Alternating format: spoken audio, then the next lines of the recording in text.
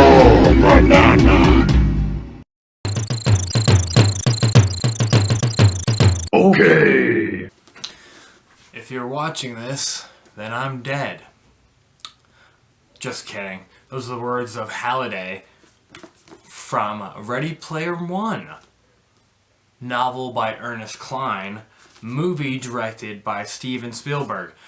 This should be my first reaction video to movies in general. I've never thought of doing this before, but you know, I think it's time to start expressing how I feel directly after these things. Now, I think it's very important to get down your thoughts either on paper or video.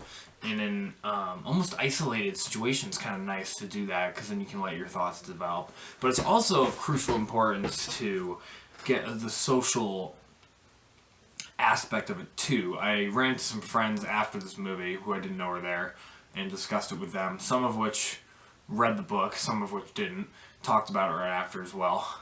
So that's a nice development. Maybe if I continue to do these reviews, per se, what have you, I can bring in some other people. For now, let's just go with what I think. So, all in all, pretty decent flick. This one is particularly unique considering the sheer amount of references that are in this book. I'm sure they couldn't get the rights to all of them. I realized that some specifically were okay. For example, Robert Zemeckis, director of Back to the Future, probably gave the okay on anything for his, considering we saw an appearance from the DeLorean right away, from the chase to the first gate, the race, chase gate race, the DeLorean, also a poster of Mayor Goldie Wilson from Back to the Future as well in H's basement, which wasn't actually a basement, it was just in his lab. Her lab. Spoiler alert. I'm going to talk about everything in full, including book stuff. So, basically, the reference to, and the Zemeckis Cube as well, which turned back time 60 seconds. Most prevalent in there. Speaking of the keys in the going for each gate, the first key was just a race that apparently could not be done. Now, I will start this by saying the movie did not go by the book at all in terms of finding the egg. And the clues, all different. This pissed me off in the beginning, I have to be honest. Like, come on. They totally skipped the whole school scene, which I wanted to see mostly. The whole online school thing. Totally skipped it, just out the window. Didn't even seem like he was young or in school at all. They totally got rid of that. They acted like they were like they were saying the whole time. Wade was saying, "Oh, I'm not on Clan," but like the whole time it was just like already with H, and then like hooked up with Artemis. Artemis came in way too early, met too early as well, and just came out too easy. And like Shinto and Dado, they weren't supposed to just know each other beforehand. And how did they get to see each other in the real world? None of it was explained. It was moved around too much. Anyway, the first gate, nothing about the school, annoying. And about the gates in general, when you get the key, it's supposed to allow you into the gate, in which you then do some other kind of, it's basically a portal, bringing you somewhere else. Now, that, basically the movie treated it like you won the key and that's it. There was no gate afterwards to do anything else, which annoyed the shit out of me because there's 2 parts basically to each one. I know you have to condense everything into 2 hours, but you could definitely add some more spectacular scenes in the Oasis with a gate. For example, I know in the book we have, for the second gate, Wade travels back to Halliday's hometown home pizza joint, walks through his town, goes to an arcade where he used to be, and plays the arcade until he wins, uses the extra life there actually, and then gets into the second gate, which brings him into the portal, into another world, into another simulation, if you will. That's where that came in. This movie did not explain. Well, it just gave him the extra life in a different way, which it kind of worked out in the end. I say it finished strong. This movie finished strong. The beginning was kind of shaky, missing a lot of cool references and details. But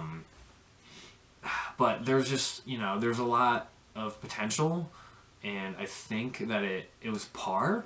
I figured they wanted to do more with the CGI and the VR. That's totally fine. Make it flashy. But as a friend of mine said outside of the show, it could have been way more dystopian and chaotic and evil looking on the outside, because that was the main focus. The main focus of the movie was to you want to live for reality to make it better. But they didn't make reality seem shitty enough to want to make it better. They just showed the stacks. That was about it.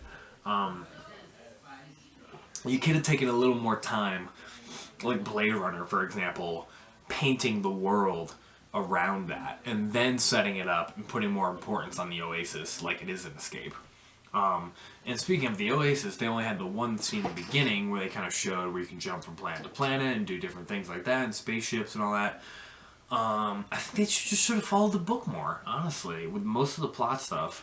I know they were condensing it a little bit, but I feel like you were missing a lot, and especially adding up to the end where you can actually see Artemis with him.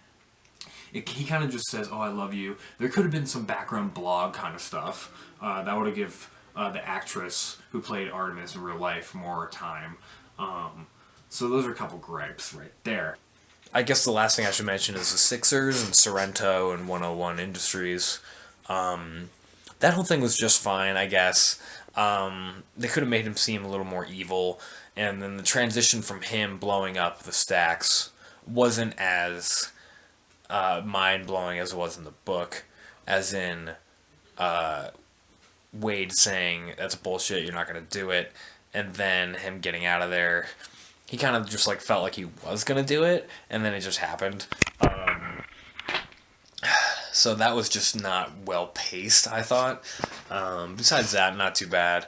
And Artemis basically came in a little too early, and just he fell in love with her right away. I thought that was kind of...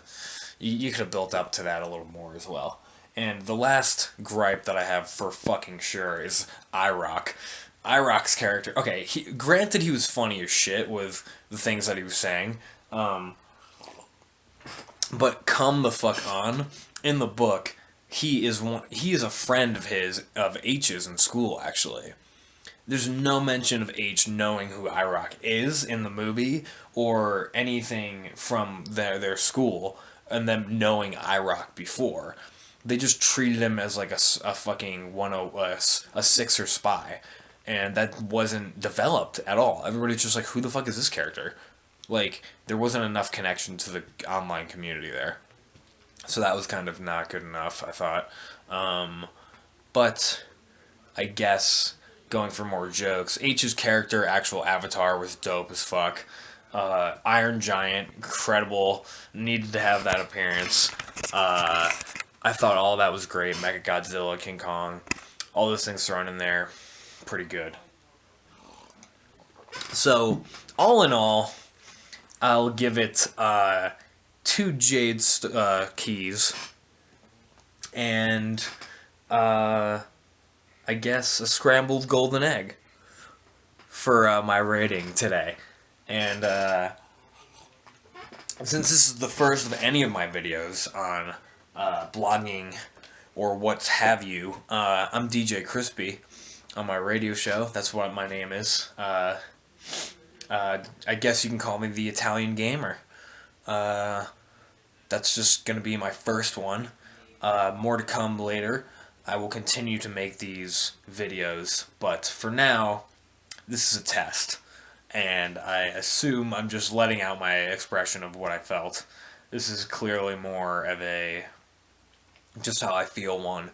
I'll dive more into some comedic and sketched out ones later. So thanks and adios, grazie, prego, all those things. Ciao.